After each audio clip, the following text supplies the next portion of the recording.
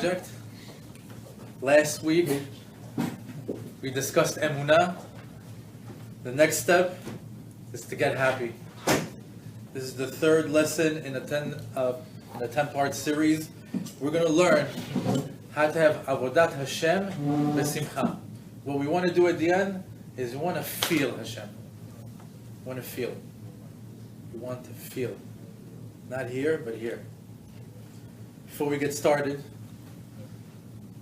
I want to do an honorable mention for this class that's been sponsored by a dear, dear, dear couple. She knows my wife since the age of 4. He's an amazing guy. Thank you so much, Michael and Florine Ritzer, for sponsoring this class. I truly appreciate it. And this is in memory of Yehudit Bat Yom Tov, Zichrona Levacha, and Alex Brenner. The Ritzers, may Hashem bless you with bracha, atzlacha. May you have a lot of nachat from your kids. May you have a lot more kids. May your new business be very successful. Bsorot tovot. May a lot of people sign up with you for in the insurance company. Nothing but the best. This is also in memory of Levi ben David Ari Zichrona Levacha, and the refuah of Menachem Mendel ben Sarah, Bat Shedevor Afega bet Erza, and Moshe ben Rachel. This week's class is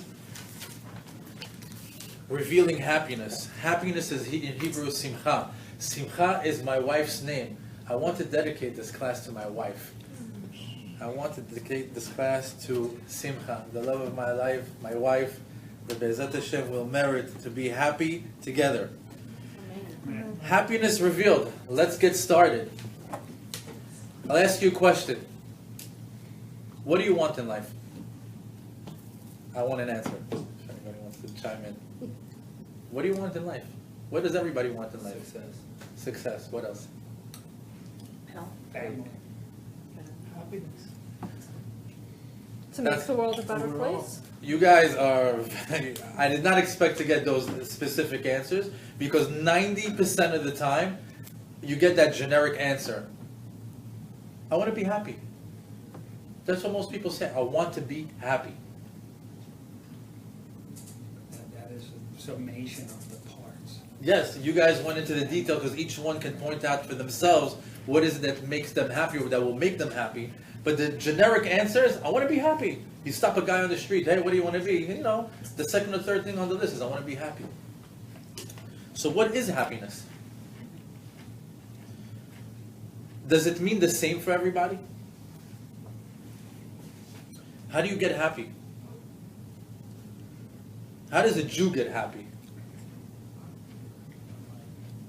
What does the Torah say about Simcha?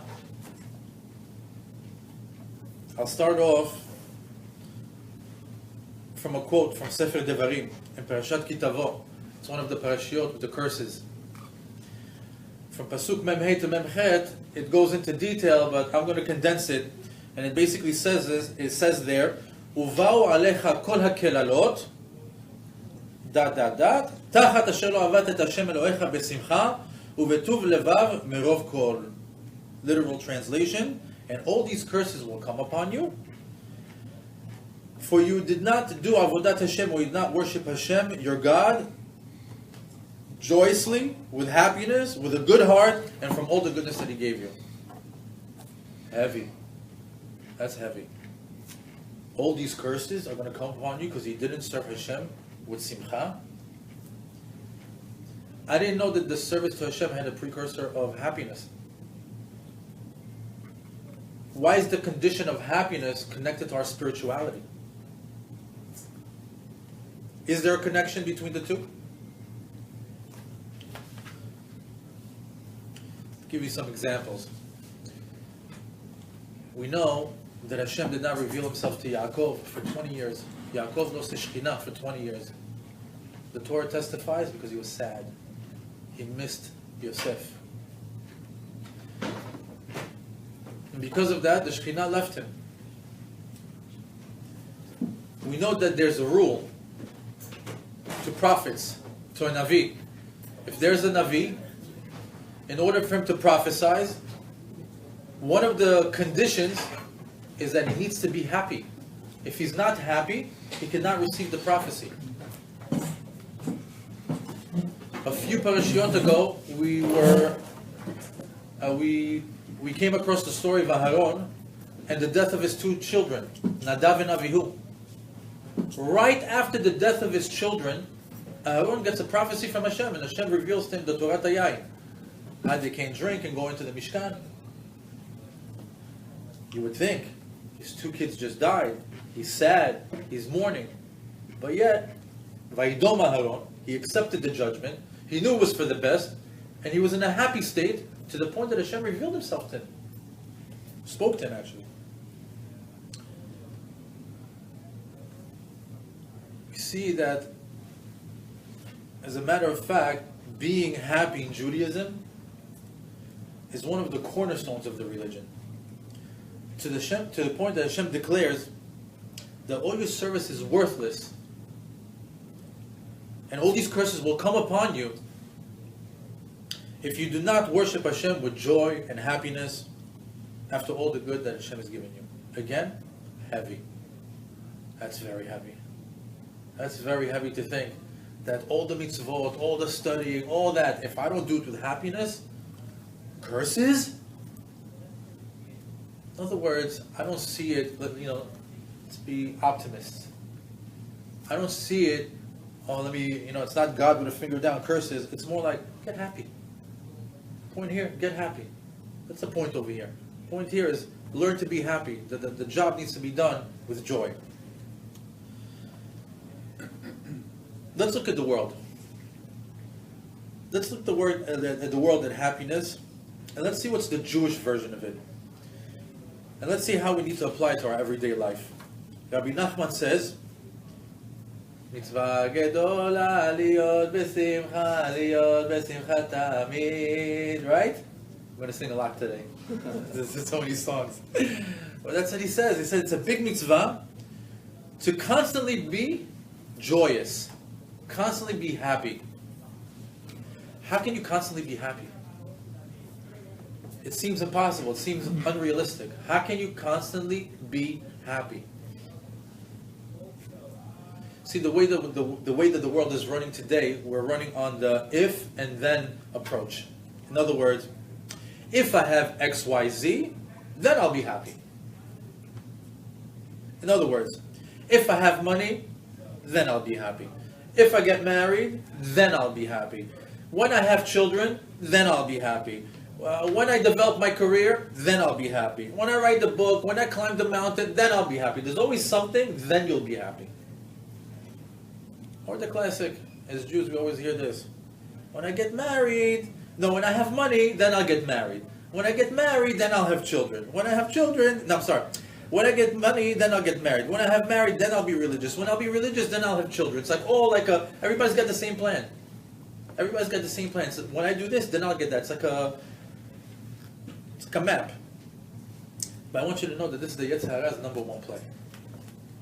If you open up his playbook, it's the number one play. It's the first page. He constantly got you chasing a carrot on a stick. Always making you say, when you get there, that's when you'll be happy. See, you're always chasing something, and the entire time while you're chasing it, your entire life is passing you by. While you're waiting for that thing to happen, to get that job, to find that girl, to make that money, your entire life is passing you by. Because you're so preoccupied with that moment. See, the Yetzer Hara wants to constantly be convincing you that right now is not the time to be happy. When you get the carrot, you'll be happy. When you get to that place, that's when you'll be happy. But up until then, be sad, brood, don't even work, don't even enjoy the ride. The destination is going to be your happiness. So typically everybody wants the same thing. Money, cars, home, food, material things that are supposed to create happiness when they're obtained. That's what it is. Basically material things, gashmiut, that once you get them, then there's happiness. That's typical of what everybody feels. Or most. However, after you get these material items, it's a short-lived gratification. Very short-term. Very short-term gratification. Typically, it lasts about 3 months to a year. Studies have shown. Other things such as food, sex, or things that they bubble up after 1 day, after 1 week, way faster. Maybe a car will quiet you down for 3 months. Maybe a house will quiet you down for a year before you want the new house, or the new car, or the new shoe, or the new bag. Food, you have to have already by tomorrow. Where's the next desire? See, a never-ending race of satisfaction that's never fulfilled. That's the human rat race. Everybody's chasing that carrot. Everybody's chasing that happiness. They're always on the way to getting happiness. Never happy. See, even after getting the desired item, you're still not happy. Because there'll always be another new car. There'll always be another new bag, another new shoe, another fad that is hot in the moment. There's always that. There's always that. The Yetzer Hara has the world working like that, that there's always something that you're coveting. Right now we're in the time of learning Pirkei Avot. It says there, Davar shetalui bedavar, batel hadavar. What does it mean?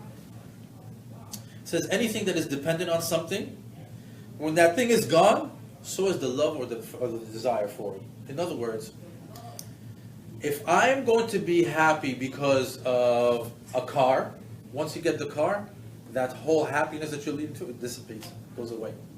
If I'm going to be happy if I get that girl, once I get that girl, that feeling dissipates. Happiness cannot be tied to something. You can't connect your happiness to an object, to a person. Because once you get that object, once you get that person, that love, that desire, it goes away. I love him because he's rich. I love him because she's beautiful. Beauty fades, money goes, and you know what happens? They never end up together. People won't say it out loud. That's what people think in their mind. Classic examples, welcome. Classic examples of davar shetalui bedavar, a love that is connected to something. Very famous in the Nevi'im. We have Amnon v'Tamar. Amnon v'Tamar, that was fake love. He wanted her for one thing and one thing only. Once he got her, he couldn't stand her, got rid of her. The flip side of it, go into it, it's a beautiful story. I mean, I don't want to go... Welcome. Another real love story is David v'Yonatan. David v'Yonatan, if you read that story, there was nothing that could break that love. Nothing. It wasn't connected to any material, any item, any status. A true love. If you want to find out the difference between a fake love and a real love, compare the stories of Amnon v'Tamar and David v'Yonatan. You see, happiness is a state of mind, without anything connected to it. True happiness has nothing to do with anything materialistic. You have to live in the moment and not for the moment. I'll say it again. You have to live in the moment, not for the moment. You have to live for now, not for what's going to be in the future. That moment is when I'm going to be happy. No, you have to be happy now. You see, the moment that everybody's reaching for, vying for, it lasts a few moments. It lasts a few days. Let's just say you reach the top of the mountain. How long are you going to enjoy being on top of that mountain? That moment, that hour, that day? Maybe it'll take you for another week. Maybe another month. But honestly, it's not going to carry you for the rest of your life. Anything that you really want, that when you get that brand new car, how happy are you that you have that brand new car? It goes away after a month. It goes away after 2 months. Even the best sports car in the world, the guy gets into it for the 100th time, he's not impressed anymore. That happiness that comes with a materialistic item dissipates really quick. The journey to that moment is way longer. The moment that you're waiting for is very short. The journey there is way longer. So what we want to do is we want to start enjoying the journey and not the destination. That's the point. The destination, once you get there, you get gypped. It's a short thing. The journey getting there, that's your real life. That's where you want to be happy. You want to flip things over. See, getting happy is a never-ending race. The Yetzer Hara would like to keep you busy for a lifetime, for a handful of moments. What does everybody want? Let's go down the list. The moment that I'm looking for, I want to get married. The moment that I'm looking for when I get children. The moment I'm looking for when I make money. The moment that I'm looking for, or whatever it is. He's got you going in this rat race for a few moments. What about the rest of your life? He's got you living for moments. He's not letting you live the rest of your life.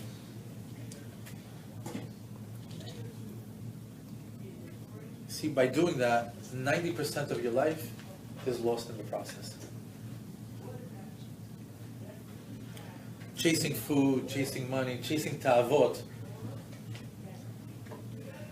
keeps you busy from being in the moment and really enjoying your life. I watched a documentary many, many years ago. I rewatched it for this class. It's called Happy. A bunch of Harvard professors talking about positive psychology. And they went ahead and they studied how to be happy. Right? Very interesting stuff. Listen to this. Apparently, every single person has a genetic set point or a genetic set range. In other words, your mom and your dad together give you 50% of the happiness in your life. Your genetic set range means that the type of happiness or the way you're going to look at the world or life or the way you're going to get your happiness in life, they determine it for you, who they are. 50%, that's from your parents. Let's make a pie, right? Cut it down the middle, 50% is your parents. A small sliver of 10% is given to circumstance like income, social status, where you live, the age, things that make you happy. Again, we're going to use the same example: age, money, cars, food. Those things that people give all the attention to. Apparently, the happiness that you get from that is only 10% that a person can enjoy in his life. The rest of it, the 40% that's left over, and that's where you come in, and that's like the happiness that you create for yourself. They call it intentional activity. Basically, it's actions that you choose to do in groups, working out in groups, being active in groups, doing marathons, going to a gym class. When they said this, right, I was thinking minyan. We do everything in minyan. And, I don't know if Harvard still did the study on minyan, but I thought minyan right away. But apparently, even if you're physical by yourself, you run the same route every day, the next day you run a different route. Apparently, variety is the spice of life. Changing things up, doing things in groups, being active is the other 40% of your happiness. What? By the way, that really helped me a few years ago to lose a lot of weight when I watched that documentary. I got active. And I started to go to classes, and I used to always look for friends to play basketball, to do it. There's really something there. But I just thought that such a big bulk of it, you'd think that you get so much more happiness if you were a millionaire. They say no, 10%. Go outside jogging, 40% of your happiness comes from that. Now, this release of dopamine that is the greatest source of happiness that gets created from the physical activity in groups, that's the way to get happy. But there's an enemy to happiness, and it's called the hedonic adaptation. It's basically take a human being and look at him. They say, their study says, again, this is Harvard studies. They've been doing this for about 20 to 30 years. They say if a person that earns $5,000, the difference between a person that earns $5,000 and the person that earns $50,000, there's a big difference in their life. There's a big difference between a person that has $5,000 a year and $50,000 a year. However, there is no difference between a person that makes $50,000 a year to a person that makes $50 million a year. Do you believe that? Okay. Basically, the person that earns $5,000 a year and the person that earns 50, what's the difference? The person that earns 50 can get shelter, clothing, transportation. He can fend for himself. The 5,000, he's probably living in a gutter somewhere. He's probably homeless. So there's a big difference in lifestyle there. The person that earns 50,000 to the 50 million, what's the difference? They both have a home, they both have shelter, they both have clothes, they both have cars, they both have food, they have everything. Just the $50 million guy won't wear a Champion sneaker, he'll wear a Gucci sneaker. He won't drive a Hyundai, he'll drive a Bentley. It's the same thing. They both get it from point A to point B. He's just using fancier accessories.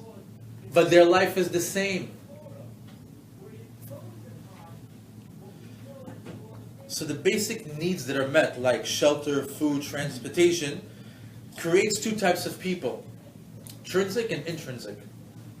In other words, ones are the rich, the ones that are money-oriented, status-oriented, image-oriented, and the study shows that those people that we think in our minds that when they have, because they have all the money, they are good. The study shows us that they're more depressed, unhappy, unsatisfied, anxious, and unenergetic. That's the rich. The other group, who are more community-driven, who are more connected to the world, more connected to people, are more vital, happier, no depression, more energetic. I just want to say that as I'm reading this, I still think that a lot of people in the world think completely opposite of this. People still think that money makes you happy. People think that everybody that lives in a penthouse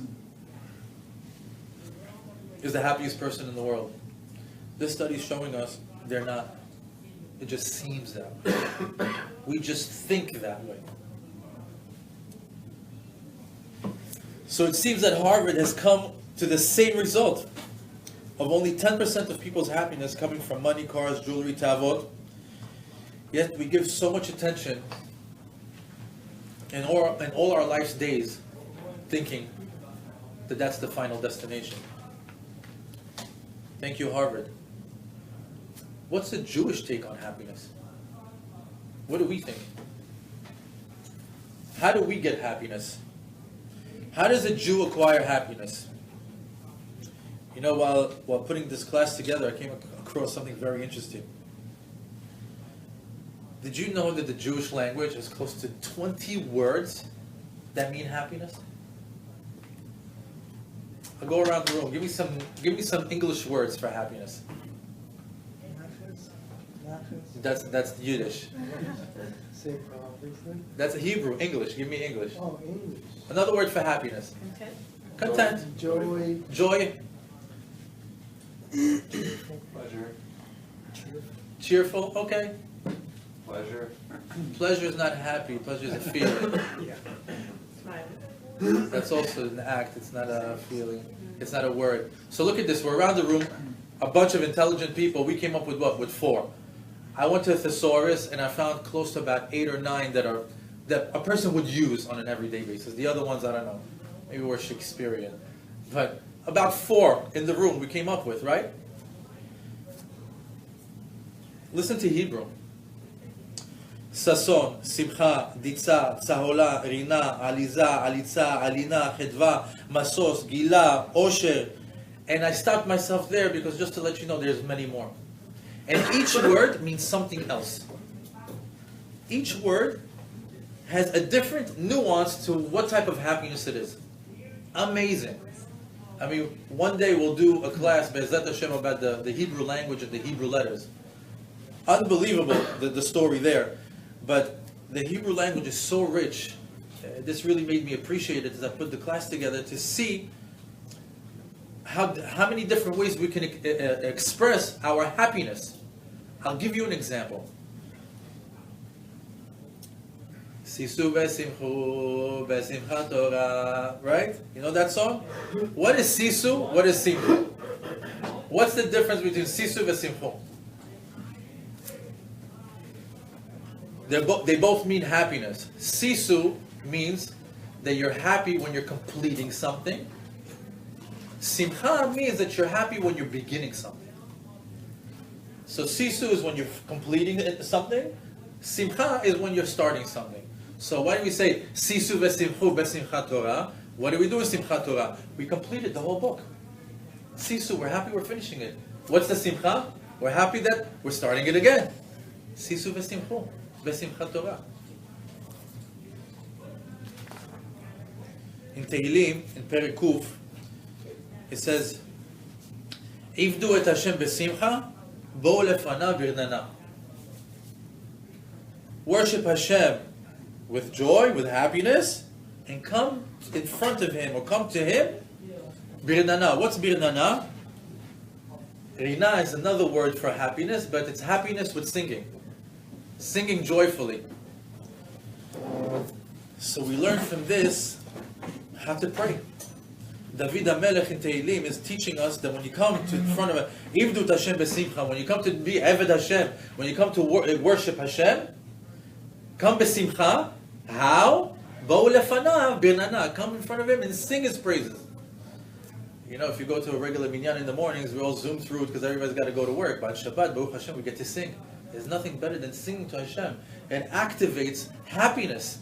And Hashem wants you to come to Him and not be, rolled out of bed, hair messy, to keep it to the side, just like,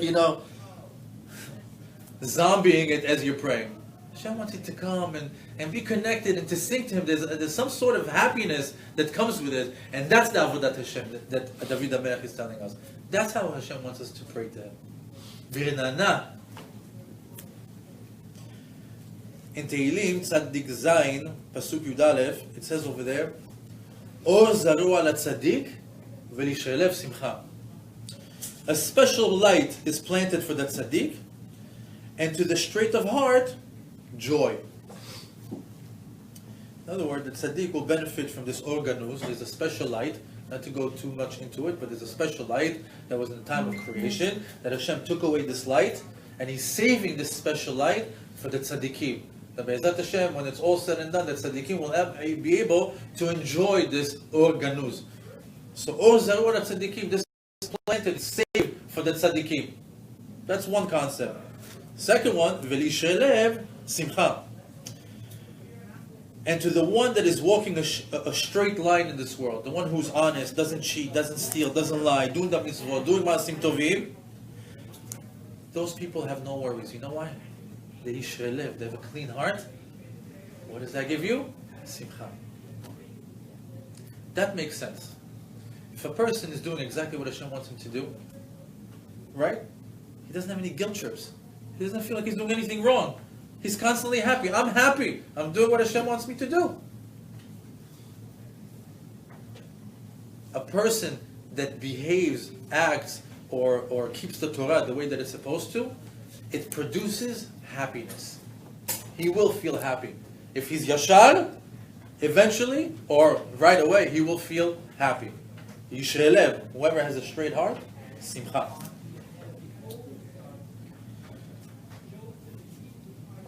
In Sefer Devarim, in Perek Tet Zayin, Pasuk Yudalet, it says over there, ושמחת בחגיך והיית אך שמח.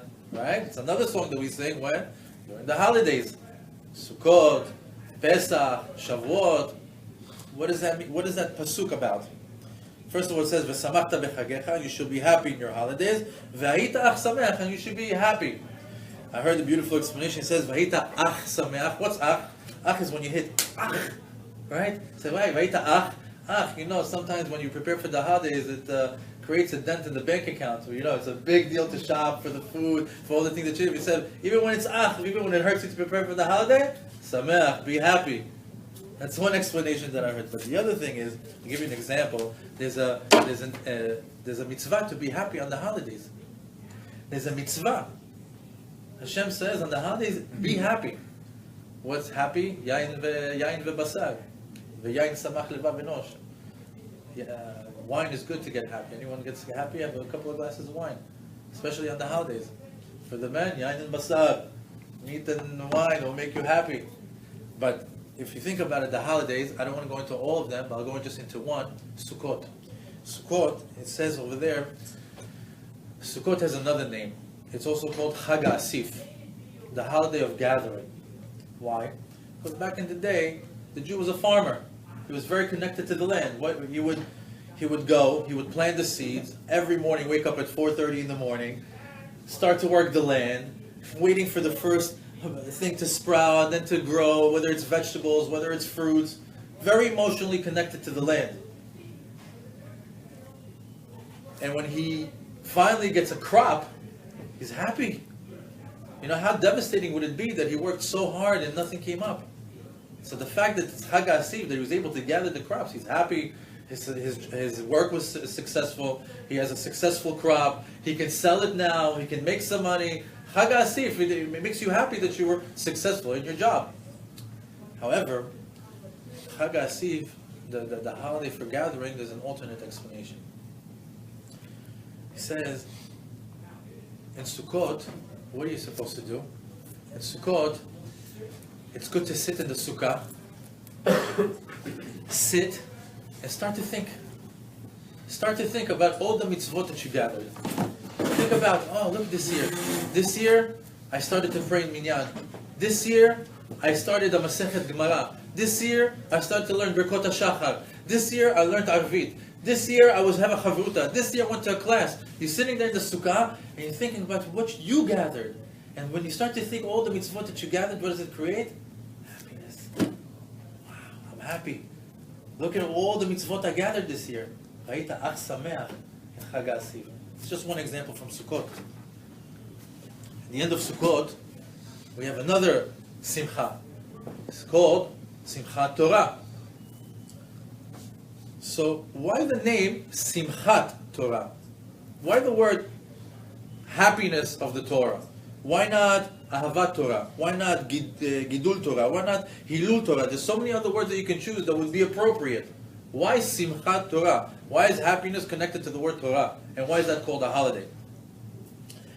The answer is because Torah is life. And Simchat Torah, we're celebrating life. What do we say about Torah? Etz chaim hi lemachzikim ba. See, the life of Torah, the life we live, it's all Torah oriented. And Torah is Simcha. Torah is happiness.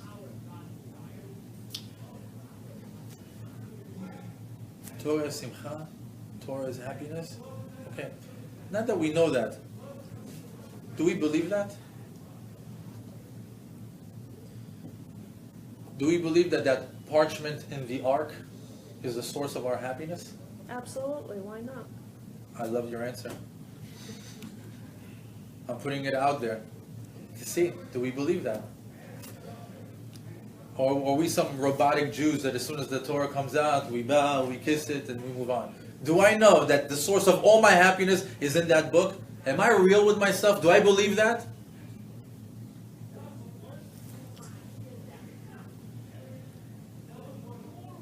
Or am I completely disconnected to the happiness that comes from the Torah? Think about that a little bit longer after this class. Because not too many people look at the Torah and say, all my happiness comes from here. But as a Jew, you should know that it all comes from there. So maybe you're saying, sounds great. You know? Sounds great that all my happiness is in the Torah. But I don't know how to decode the Bible. I don't even read Hebrew. I don't even understand the text. Well, I'm here today to tell you a few sure-shot tips on how to get happy the Yehudi way. Jewish joy. to get some Ashkenazi glee, not to be a lethargic Sephardic, to unlock the joy that we all need, the joy that is a must in order to practice Judaism. Here are 3 keys to happiness. Number 1, Haser sin'a milibcha. Remove hatred from your heart. Number 2, Haser de'aga miroshcha. Remove worrying from your head. Number 3, Histapek b'moed usmach b'ma sheyesh. Make do with a little and be happy with what you have. Okay. Let's go in. Haser sin'a milibcha. Remove hatred from your heart. Hate.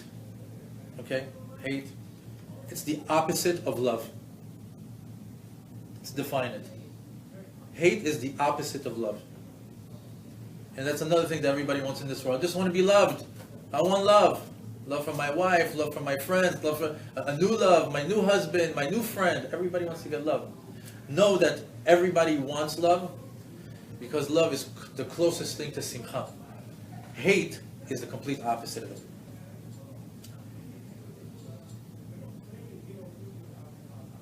You have to live life without hate in order to be happy. I'll give you a classic example. Gave me a new appreciation for the matriarchs. I'm going to tell you a story of Rachel, Leah, and Yaakov. Yaakov married 2 sisters, one by the name of Rachel, one by the name of Leah. The Torah testifies that Leah was snu'ah. She was hated. By Yaakov, of course. Now, that's when you just read it. But literally, she wasn't really hated. Rather, Rachel was the beloved one, the one that he wanted, and she was number 2. Leah was number 2. So they used the word snu'ah to represent that she was the second one.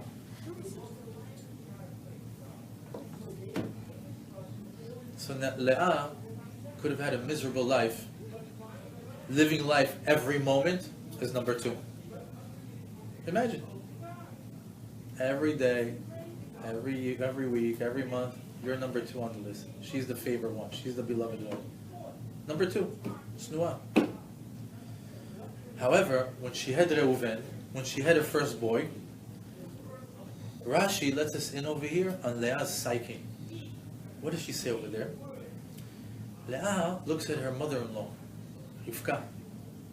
And she says, Rivka was Yitzchak's only wife. And she had 2 kids, and one of her kids is Esav. I don't want to have Esav.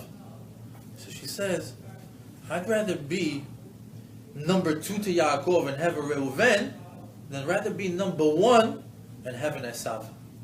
She found a good point how to accept her situation.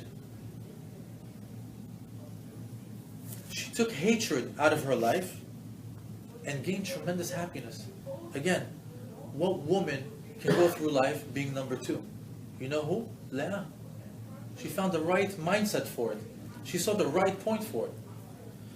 I learned a little differently, that it was not Yaakov who hated her. That do you read Mount Laws? Of course, I love Mount Right, Laws. well, me too.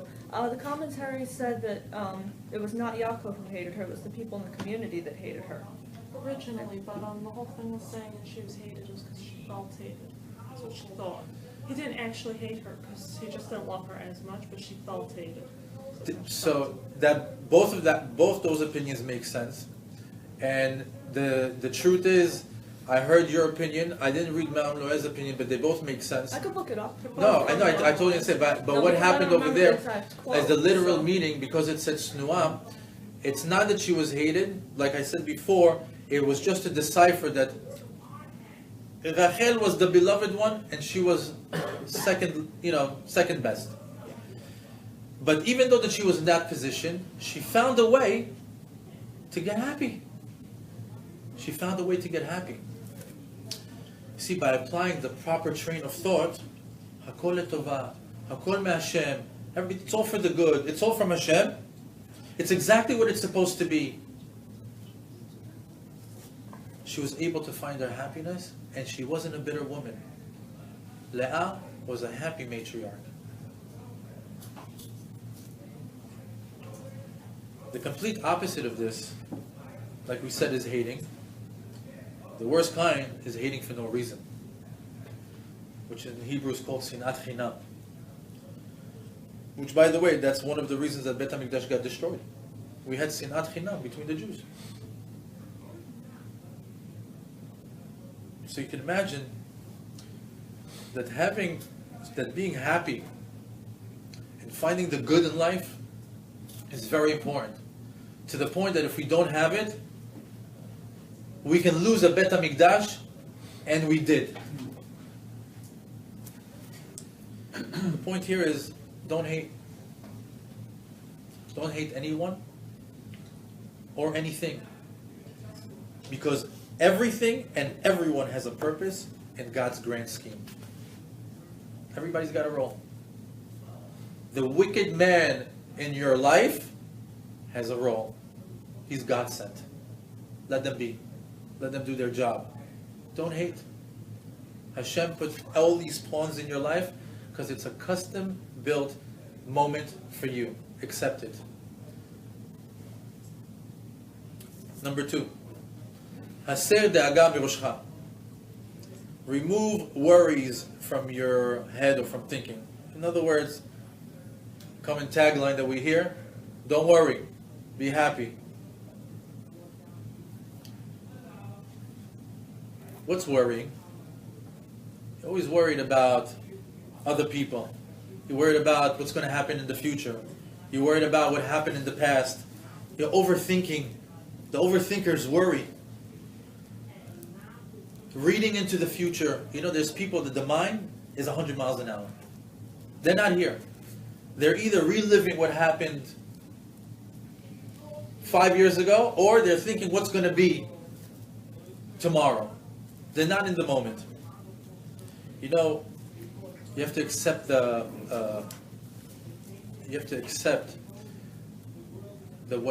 what's yours is yours. Like, for example, there are many people that say, how come they have this? How come they don't have financial problems? How come they're driving the cars? How come everything is easy for them? How come we have hardships? You're not allowed to think like that. What's yours is yours. How come she's married? How come I'm not married?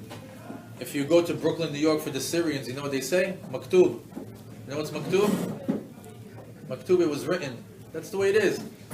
That's the way it was written. That's the way it's going to be. You have to accept life and not overthink about how things should be.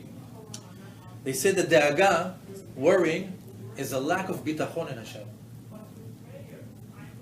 You're lacking, you're having confidence that Hashem is doing the right thing. By worrying, you're saying that what Hashem is doing is not right. I have to rethink, I have to think of something different, a different solution to my life. I'll give you 2 stories. One of them just happened 3 days ago. A few days ago on Shabbat. A friend of mine, he shared it with me on Monday morning. He comes to shul and he tells me, I have to tell you, I was really, really, really tested this Shabbat. That was the classic every Friday situation. The wife, the kids, everything's upside down. I don't know what's going to be. But to top it all off, this week, the AC was broken. It was leaking water everywhere. The next door neighbor, which he already has problems with, is setting up for a grand barbecue. It's going to be a party this Shabbat. And they don't live indoors, they live outdoors. Everything that they do is in their backyard. So when they're outside, my friend's entire family hears everything. Foul language, whatever that they're doing, they hear it. They got kids at home.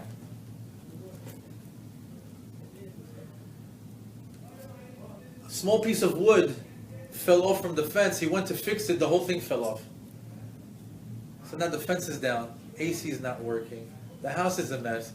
The neighbors are getting ready for a grand barbecue. He's like, the water is leaking everywhere. He's sucking all the water up with towels. He says, Shabbat's coming in about a half hour. What am I going to do in Shabbat? I can't wring out the water on Shabbat. That's going to make me not keep Shabbat. What am I going to do? And he prays to Hashem, Hashem, please. He's worrying. He said, but he's saying, Hashem, please, don't let me break Shabbat. I don't want to break Shabbat. It's all around me. I don't want to break Shabbat. Help me. The next day, he wakes up in the morning, he goes to shul, and when he comes back, he was ready for World War III. He was ready for everything to go wrong. He comes back, he sees that the AC didn't go on the entire Shabbat because the temperature went down. It wasn't hot anymore. It was like in the 70s. The AC didn't go on. No water leaked. It never turned on even for the entire Shabbat. The neighbors had the barbecue, but it was from 9 to 11. The entire time that he was in shul, the whole thing. By the time he came back, they were packing up and gone. It didn't feel hot in the house without the AC working because it was felt cool because of the weather. He was like, you know what? I was worrying so much yesterday for nothing, for absolutely nothing. I said, you know what? It's a small example. I said, it's all good. Don't overthink what's going to be. There's a similar story to it. It has nothing to do with da'aga. It's about controlling your thoughts. I'll give you an example. There once was a man who had a chicken who laid 3 eggs. And every day he would take those 3 eggs and he would put it on his hat. He had a special hat that he, like with a little rim. He would put the eggs on his hat and he'd go to the market and he would sell them. And from that money, he would buy food, whatever he needed. And every day that chicken would give him 3 eggs and go to the market and sell them. One day he said, today I'm not going to buy anything. With the money that I'm going to get for the 3 eggs, I'm going to buy another chicken. And that chicken is going to give me another 3 eggs. And tomorrow I'm going to sell 6 eggs. And the next day what I'm going to do is I'm going to use the money for the 3 eggs for my needs and the other money for the 3 eggs for another chicken. And I'll keep doing that until I get 100 chickens. And after I get 100 chickens, maybe I'll get a cow. And after I get a cow, I'll sell its milk and I'll make more money. I'll get more cows. And then you know what? And I'll keep going until I have thousands of chickens and I'll have hundreds of cows and I'll be so rich and people will respect me. And everywhere I go, people will bow down to me. And as soon as he bowed, the 3 eggs that he had on his head fell on the ground. There's a halacha that says, Sima alagag. When you build a new home, one of the halachot is that you have to put, for the construction workers in the room, there's a halacha to put like a railing so people don't fall off. But it says, what's simake alagag? What's the gag of the human being? The head. What's simake? Sim, right here on your head. Don't overthink. Don't think about when I get 3 eggs and then you overthink it so much and you get to the point that you lose everything. You're not allowed to overthink. Overthinking is like you're predicting what's going to be, and it creates you being worrisome. Sima alagag. Don't overthink. It creates de'aga. By the way, the opposite of happiness, we say it in the Amidah, yagon ve'anacha. It's in one of the berachot in the Amidah. It says over there what is yagon and what is anacha. Yagon is anguish. Anacha, this is anacha. When you're sighing, when you're defeated, you're letting out air. That's anacha. I acted it out for you. The rabbis tell us that yagon, that feeling of anguish, is controlled by the samech mem. He's got the lockdown on that feeling. The devil himself, he controls anguish. Anacha is controlled by his wife. The lamed yud, and I'm not going to finish the rest. They are in charge of those 2 feelings. So whenever you feel depressed, whenever you feel anguish, whenever you feel like you're letting out a deep breath from such a difficult situation, know that they're in control. Right now, they got a hold on you. because those feelings belong to them. A Jew needs to be happy. Side point on sighing. Did you ever notice when you sigh? Do you ever pay attention to, like, when does that happen when does that happen? Do you ever pay attention to it, or it's just something that happens to your body and you move on with your day? Next time you sigh, pay attention to it. You know why? Because you are made of a guf and a neshama. It's your body and the soul that's inside. The soul can't speak to you, but sometimes it's going to hint to you something. Whenever you go, stop right there. Why did I just sigh? What's going on? The soul will let you know. It's talking to you. That was good. I like that. Or, that was bad. The sigh is your neshama talking to you on that moment. Pay attention to that moment. Next time you sigh, why did I sigh? It's your neshama talking to you. Learn about yourself through sighing. Side note, when I discovered it, I thought it was very interesting. Every time I sigh, I really stop. Number 3. Histabek b'mo'at usmach b'ma sheyesh. Make do with the little that's available and be happy with what you have. We tell the kids, you get what you get, and don't get upset. You gotta tell that to the adults too.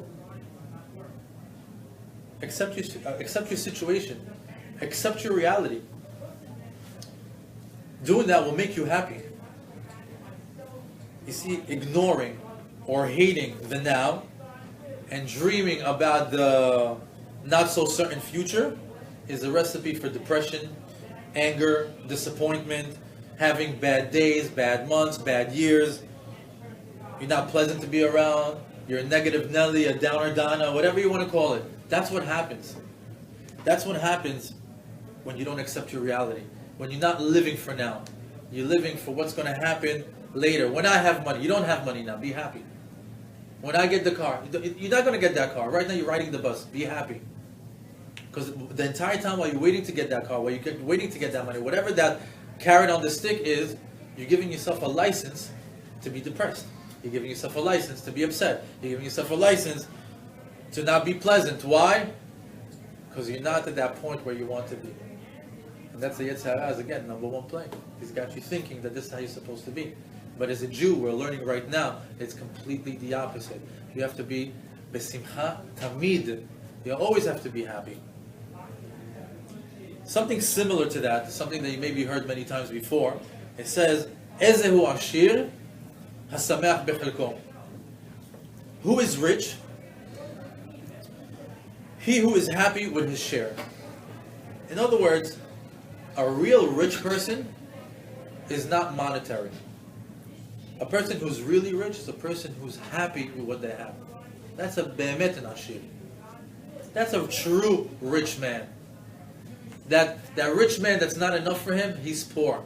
He's poor in spirit, he's poor in Emunah, he's poor in happiness. A person who's happy with everything that they have, imagine, you have everything that you need. Whatever I have is perfect for me. Can you be more happy than that? You're not lacking anything. Ezehu ashir, hasameach bechelko. Something interesting on the word ashir. In Hebrew it means rich. But the rabbis tell us ashir stands for enaim, shinaim, yadaim, raglaim. Anyone who has enaim, shinaim, yadaim, and raglaim, that's a rich man. If you have eyes, if you have teeth, if you have hands, if you have arms, you are rich. People will give their entire fortune to have vision. People will give their entire bank account so they can walk again. Appreciate having hands, legs, eyes, so they can chew your food. If you have that outlook, if you have that mentality, you are rich. Because a guy who's blind and is a trillionaire, believe me, he's envious of the poorest man in the world.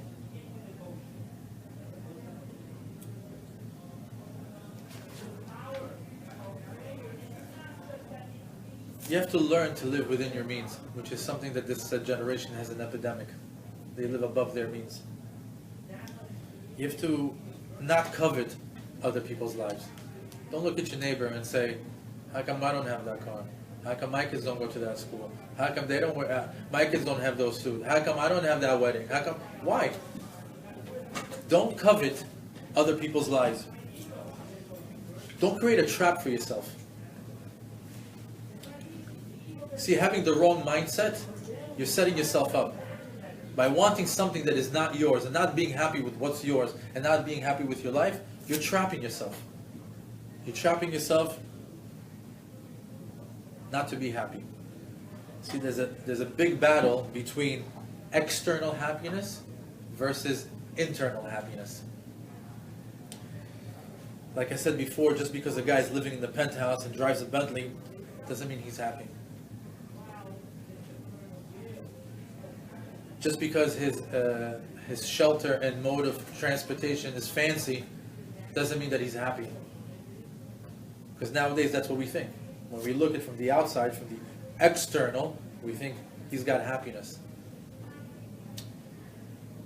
Being internally happy with yourself in the long run, is way more satisfying than that short-lived fake happiness brought on by materialism or by the gashmiut.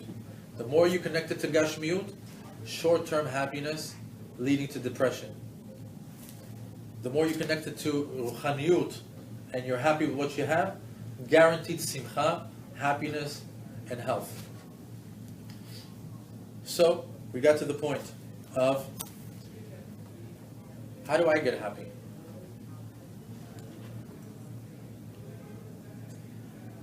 We lay down the groundwork of what happiness is, David HaMelech, Yaakov, Sarah, Rivka. How do I get happy? Me. 5,777, Yudalet Iyar, I want to know how I get happy. So the rabbis tell us that the way to happiness is getting to know Hashem.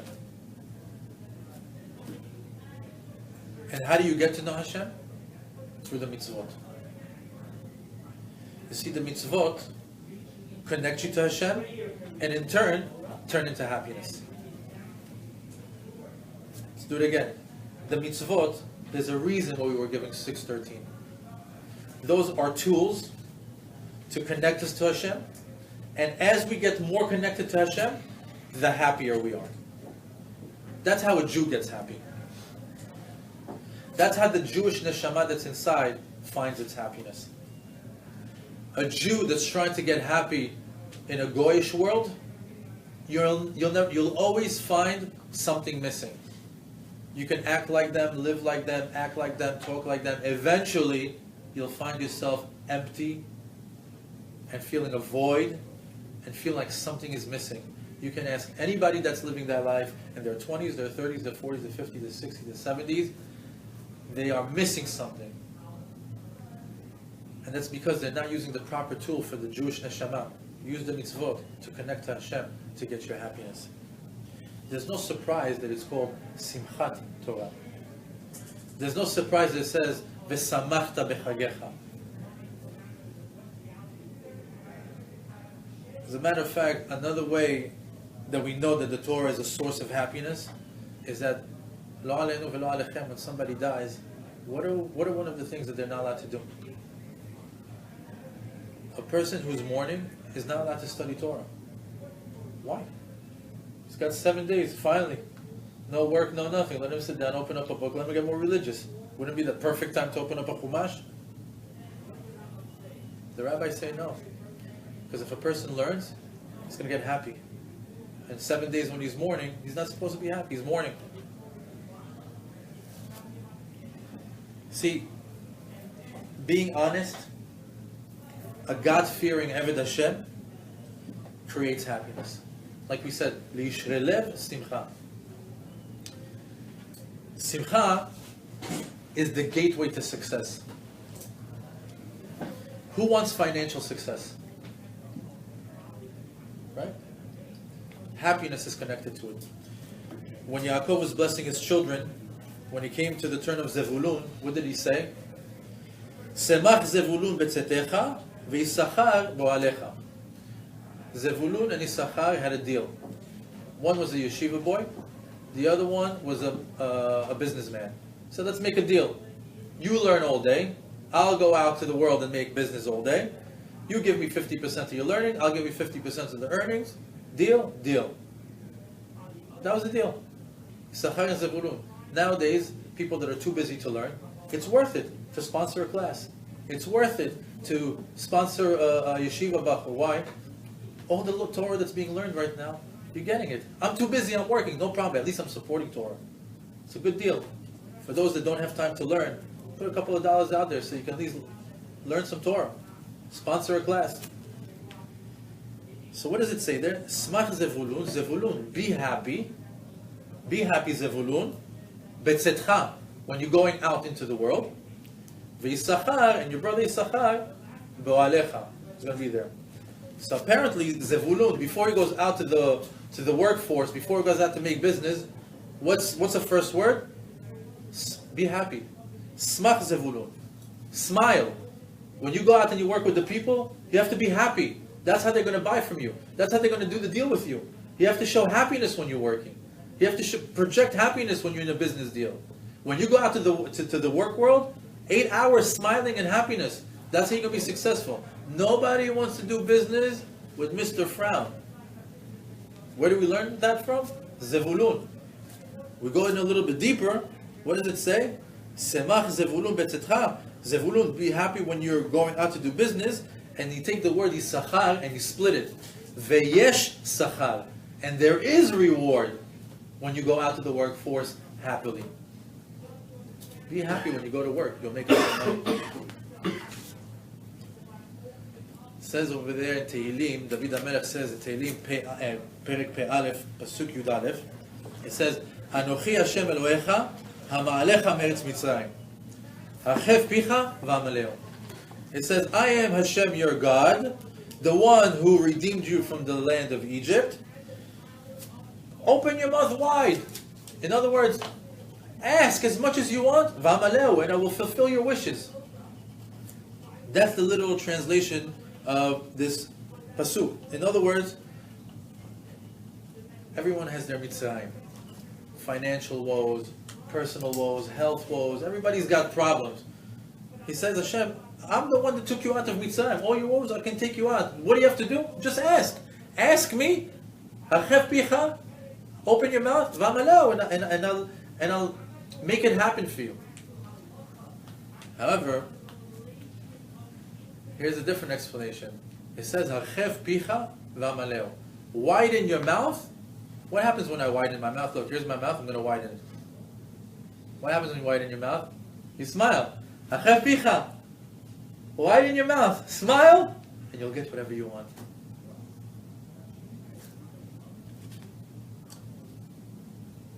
Okay. Cool. You know a few tips on how to get happy. But how do we get long-lasting happiness? More than 5 minutes. More than a day.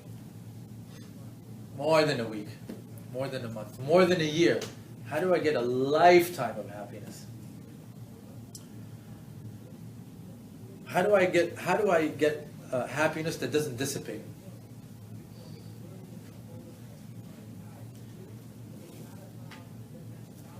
This is something I heard from Rabbi Mansour 4 years ago, and it also helped me a lot in my journey.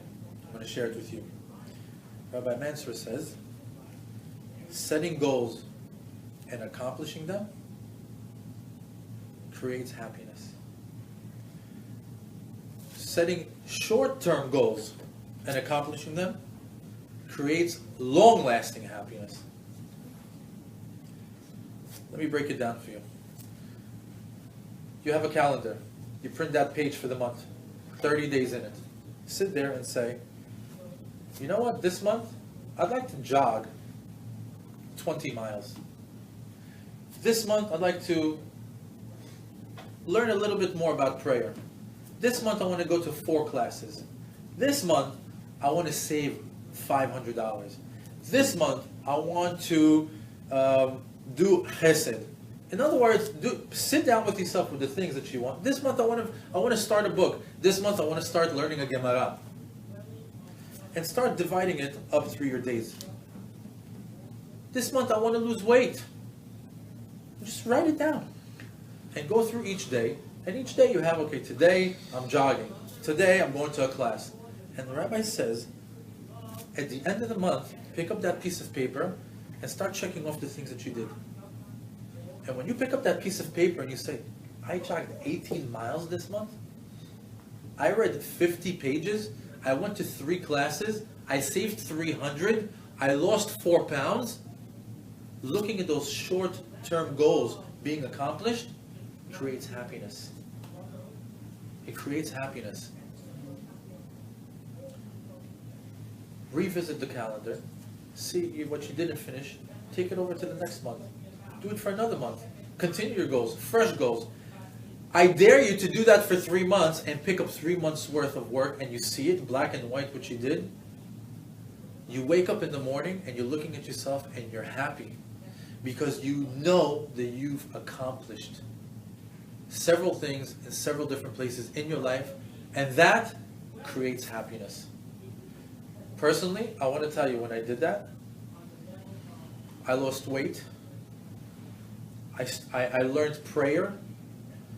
I started to feel uneasy when one box wasn't checked. It was so clear for me because before that I had the same goals, but the problem was I was winging it. So whether I was doing it or not, there wasn't like a checks and balance system. I wasn't checking myself. So at the end of the month, I think I jogged 3 times. Yeah, 3 times. What is that? 7 miles, 7.5. You saved money. How much did you save? Do you even know? Did you you lost weight? Did you go to the gym? Did you read a book? How many? It wasn't clear to me. But at the end of the month, when it was on a piece of paper, it was crystal clear for me, and I also knew how to turn it up a notch. How to say, you know what? Not bad. Let's go to the next one. Let's see what I can do. Do that for a year, and look what happens when you can go back. I actually have friends that do something similar to this on a daily basis. I had a glimpse into my friend's calendar, and I just read a few days, and I want to tell you something. It was eye-opening because I had a glimpse into the guy's life, and it showed me that look how much you can accomplish, or look how many things do get accomplished when you jot it down, and also keeps you fresh for the next day. What was done, what wasn't done. You got to have real willpower and determination to do that. But we're talking here on a month level, and the rabbi says it creates happiness. Now, when you're walking around with happiness, what kind of happiness are we talking about? This is not happiness from te'avot and desires. This is not happiness from food, money, cars, clothes. It's not that type of happiness. That happiness, you wake up the next day, it's gone. We're not talking about that. We're talking about long-lasting happiness. How does that come? Where does that come from? It comes from Torah, mitzvot, ma'asim tovim, doing Hashem's will, doing Avodat Hashem. Not only does it give you long-term happiness, but you're fighting the right fight. You're doing the right thing. It's a different thing. It's a different thing when you're walking the straight and narrow of what Hashem wants you to do. It's a different thing. When you know you're doing what Hashem wants, you get happy. And it's happy that you wake up in the morning, it's right there with you. You open up your eyes, your happiness is right there with you. Not like the other ones. The other ones, you wake up in the morning, gone. That was yesterday. That was last night. That was last month. The happiness I'm talking about, it wakes up with you every morning. You wake up in the morning, I am happy, I'm accomplished. It's a different type of happiness. Now you might say that staying happy all the time is easier said than done. Staying happy all the time, it's easier said than done. And you're right. Because it's work. It's work. Just like I said in the previous classes, you want to get there, put in the work. You have to do the work. They say if you want to be besimcha, the word besimcha, liot besimcha tamid, to be in a joyous state all the time, take the word besimcha, boggle it around, it says machshava. Machshava. Thought, head, inside. What does it mean? Your mind needs to be focused on being happy. It's not an on-off switch. I'm happy, I'm sad. You have to wake up in the morning and say, today, I'm working on being happy. And as you wake up every day and you're working on being happy, eventually it becomes second nature to you. You don't go to being liot besimcha tamid like this. You have to work on yourself. You have to work on how you think, how you act, how you behave, how you react. And that's how you build your simcha. You're basically reprogramming yourself to be a positive individual. That's what's happening. Having simcha is reprogramming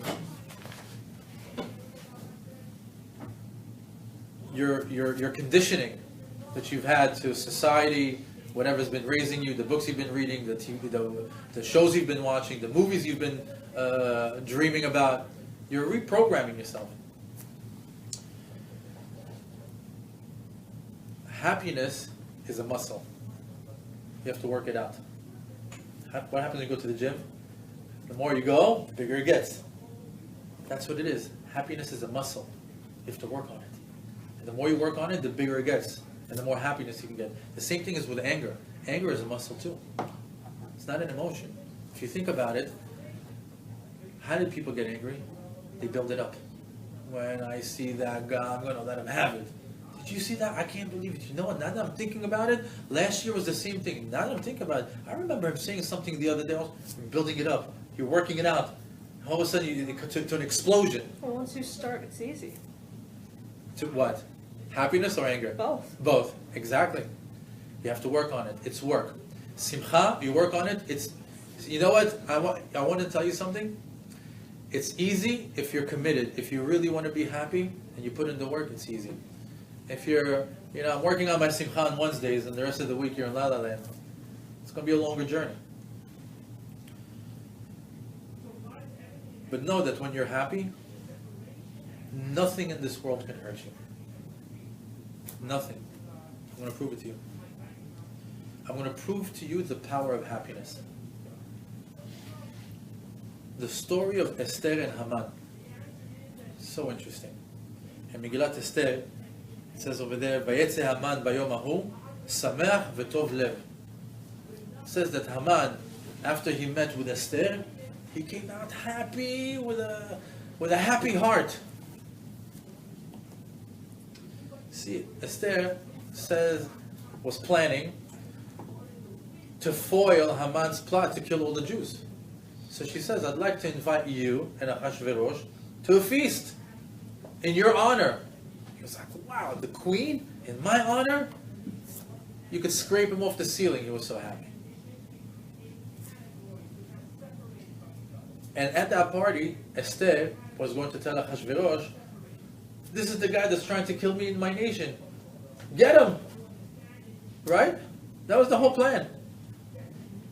He's trying to destroy all the Jews. She was our representative. She's the one that's going to save the entire Jewish nation. That guy's trying to destroy all the Jewish nation for eternity in one day. He comes to the mishteh, he comes to the feast. What happens? Nothing. She tells him, come again tomorrow. Why? Why does he have to come back a second time? He was just there. The Midrash tells us he was so happy, nothing could have hurt him that night. He was in such a joyous state.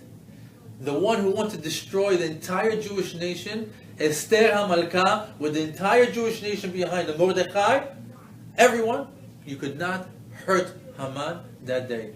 Why? He was happy. The power of being happy. That a Rasha like Haman can be saved from it. Unbelievable. The second night there was a different energy in the room and the job got done. But the whole story here is the first night. Little footnote that I heard from Rabbi Y.Y. Jacobson. I had to throw this in. It's completely like from left field, but it's nogea to what we're doing over here. What's the difference between kids and adults when it comes to happiness? It's natural. You're getting close.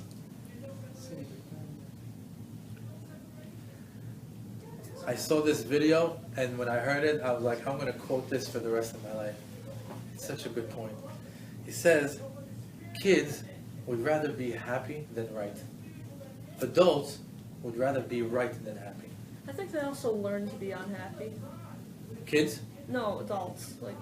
Well, going from kids to being adults, I think at some point they just learn to not be happy. It's your environment, where you're raised, your parents, your school, your friends. It's all relevant. A person, if he's guided in the right direction, I'm saying, and by the way, we're on the flip side. I think 90% are not there. We're all trying to get there. I did this class for me to get there. I'm not preaching because this is the life I live. This is what I found, and I'm going to listen to myself maybe 2 or 3 times again in order to get there myself. This is where we need to be. This is what the Jewish nation needs to get. We need to get to Avodat Hashem Simcha. Now, let's go back to this point a second. It said the kids rather be happy than right. What happens with the kid? The kid right now is completely upset with his parents. You took away my toy. You took away my candy.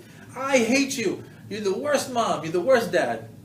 10 minutes later, I love you. How come a kid can just go like that? You know why? Because he'd rather be happy with his Ima. Wants to get a hug. Wants to be loved. An adult?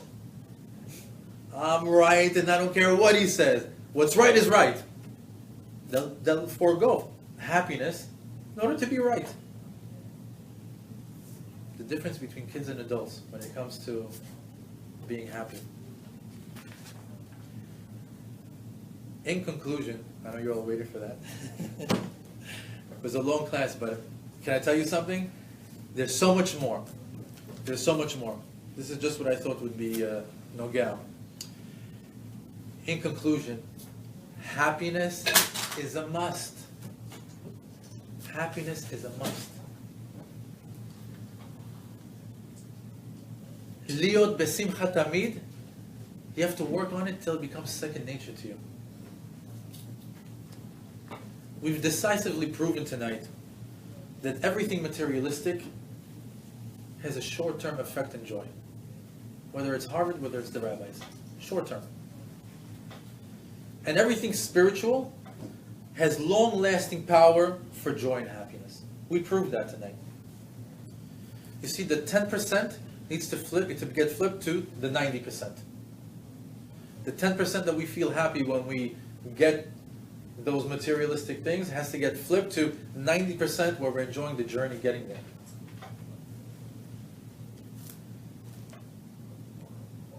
While we spend most of our lives waiting to get to the moments of being happy, now the goal is to getting back that 90%, being happy in the journey. As Jews, we know that we are unique. And we have a special neshama inside. And it's a very special thing, this extra neshama that us Jews have. And to activate happiness inside this unique neshama, this special neshama, you have to get connected to Torah, you have to get connected to mitzvot, you have to get connected to Hashem. You have to set goals and achieve them. Whether they're secular goals or spiritual goals. You have to set a plan on how you're going to climb, how you're going to move forward in your spirituality. If you really want to get there, if you really want to get this happiness that we're talking about, give yourself a plan. How am I going to get happy?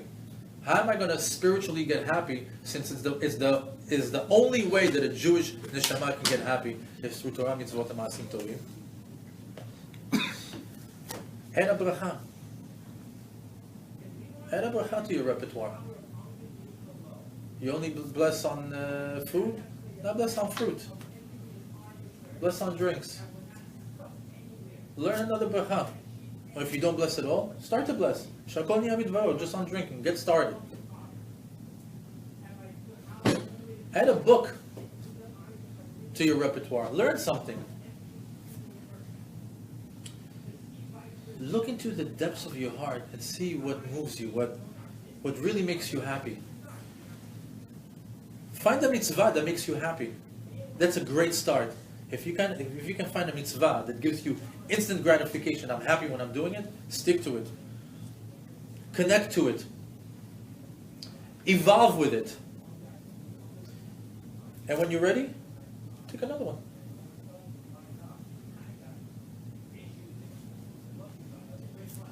See, take something else.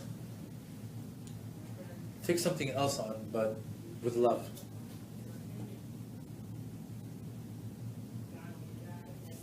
Take another mitzvah with love, with happiness.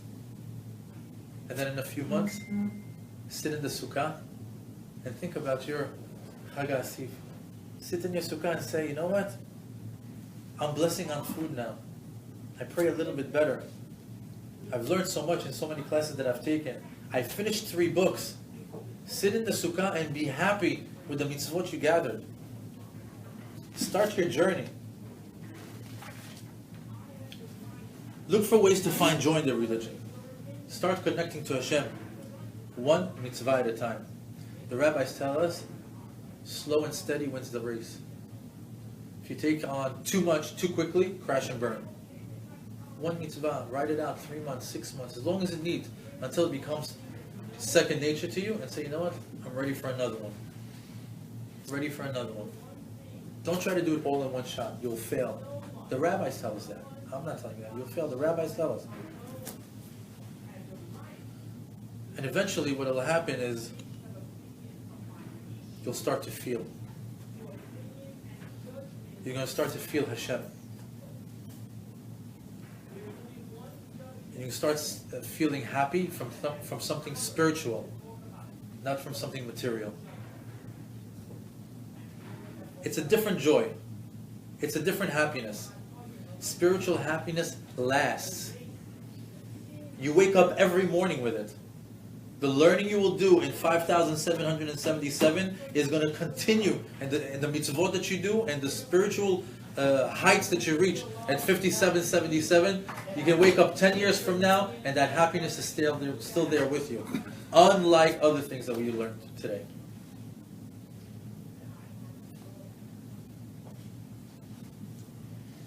You see, a happy Jew that got reprogrammed from Hollywood movies and TV shows and all these false depictions of life, eventually will be a happy Jew. Because most of us got raised by TV and movies, and we need to detox and get spiritual again. We are the spiritual nation. We are the people of the book. We're not the people of the movies. This is what we're about. We are the people of the book, not of the movies. Getting joy from the real source, plugging into the right outlet, and knowing that happiness is never ending as long as you connect to Hashem. You want to get happy? It's never, you can more and more and more and more. It's never ending. It all depends on how you connect to Hashem. So, I'd like to bless you all and say, may you be happy in your life. May you bring joy unto yourself and others. May your service to Hashem be besimcha tamid. May you have a smile on your face. And be a true projection of who you are inside and out. שהשם יברך אתכם וישמח אתכם ושתהיו בשמחה תמיד.